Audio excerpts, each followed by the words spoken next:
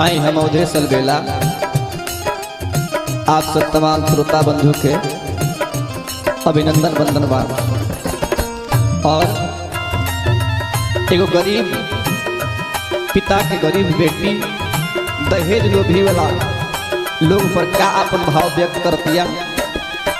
बाबूजी गरीब कैसे तिहन तहे जवा करे जवा काहे करे जवा काहे काढ़े लोहो निर्दयिया करे जवा काहे काढ़े लोहो निर्दयिया करे जवा काहे काढ़े लोहो निर्दयिया करे जवा काहे काढ़े लोहो निर्दयिया करे जवा काहे काढ़े लोहो निर्दयिया करे जवा काहे काढ़े लोहो निर्दयिया।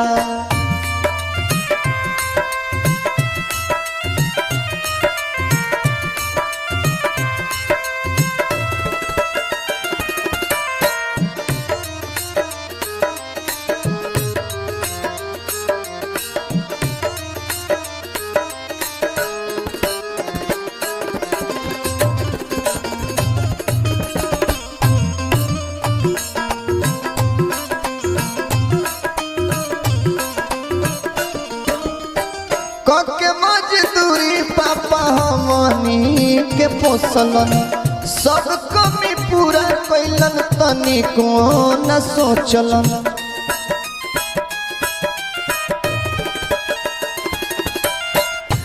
के मजदूरी पापा हमनी के पोसलन सब कमी पूरा कैलन तनिको न सोचलन। कहवा से दिहे पापा वासिंगो तरे जवा करे जवा काहे करे जवा काहे काढ़े लोहो निर्दयिया करे जवा काहे काढ़े लोहो निर्दयिया।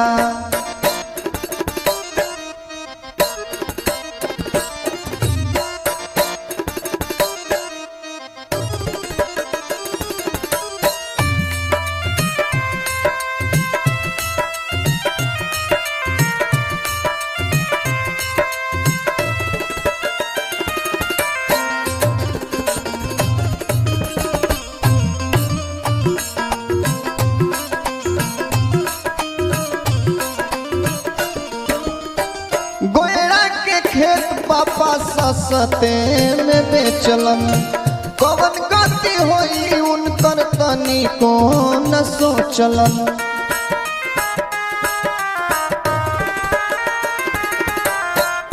गोयड़ा के खेत पापा सस्ते में बेचलन कवन गति होई उनकर तनिको न सोचलन। रोहित राज बुलेट तनी कर रहे जवा करे जवा काहे करे जवा काहे काढ़े लोहो निर्दयिया करे जवा काहे काढ़े लोहो निर्दयिया।